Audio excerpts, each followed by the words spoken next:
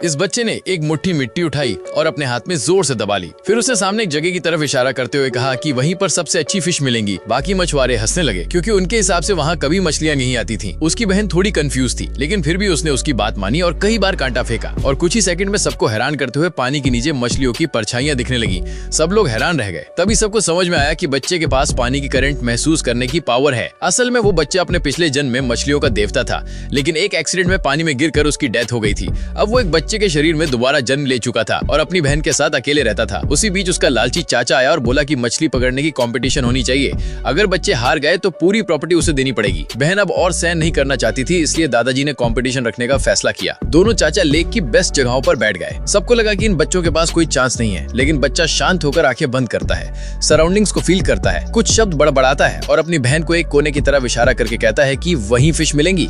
सब बड़े लोग हंसते हैं क्योंकि सालों से वहाँ कोई मछली नहीं मिली थी। बहन भी उसे रिमाइंड कराती है कि पापा कहा करते थे कि वहाँ कभी कुछ नहीं आता, लेकिन बच्चा कॉन्फिडेंटली कहता है कि वो पहले की बात थी, आज सब बदल जाएगा।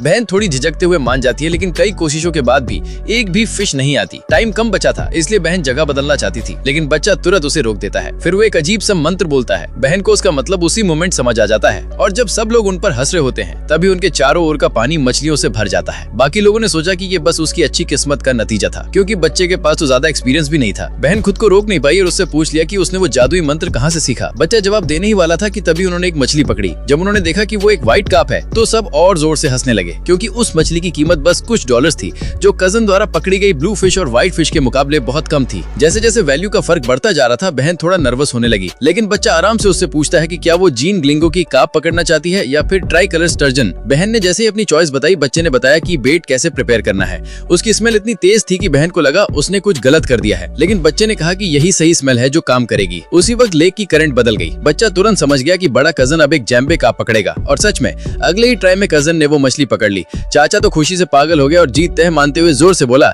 कि अब भाइयों को अपनी इनहेरिटेंस देनी पड़ेगी। अब सिर्फ 3 मिनट बाकी थे और बहन घबरा गई। बच्चा बोला कि डरने की जरूरत नहीं है। फिर उसने पानी में हाथ डाला और तुरंत कुछ अलग महसूस किया। बाकी लोग तब मजाक उड़ाने लगे जब देखा कि भाई बहन अब जाकर फिशिंग शुरू कर रहे हैं। सब कह रहे थे कि अब बहुत देर हो चुकी है और वो कुछ नहीं कर पाएंगे। आखिरकार कजन ने लेक की सबसे महंगी मछली पकड़ ली थी, लेकिन बच्चा पूरे कॉन्फिडेंस से बोला कि वो ट्राई कलर स्टर्जन पकड़ेगा, जिसकी वैल्यू 100 गुना ज्यादा है, और अगर वो मछली मिल गई तो जीत उनकी होगी। चाचा और भी जोर से हंसने लगा और कहा कि उस लेक से ट्राई कलर स्टर्जन पकड़ना तो इम्पॉसिबल है। बहन के मन में भी डाउट आने लगा, लेकिन बच्चा उसकी आंखों में देखता है और कहता है कि बस भरोसा रखो। अब सिर्फ 1 मिनट बचा था। बच्चा फिर से पानी में हाथ डालता है और उसे इंस्टेंटली पता चल जाता है कि स्टर्जन उनके पास पहुंच गया है। फिर वो ऑर्डर देता है। बहन ने जल्दी से फिशिंग रॉड फेंकी। घड़ी में आखिरी सेकंड्स चल रहे थे और तभी सबको लगा कि पानी में कुछ अजीब हो रहा है।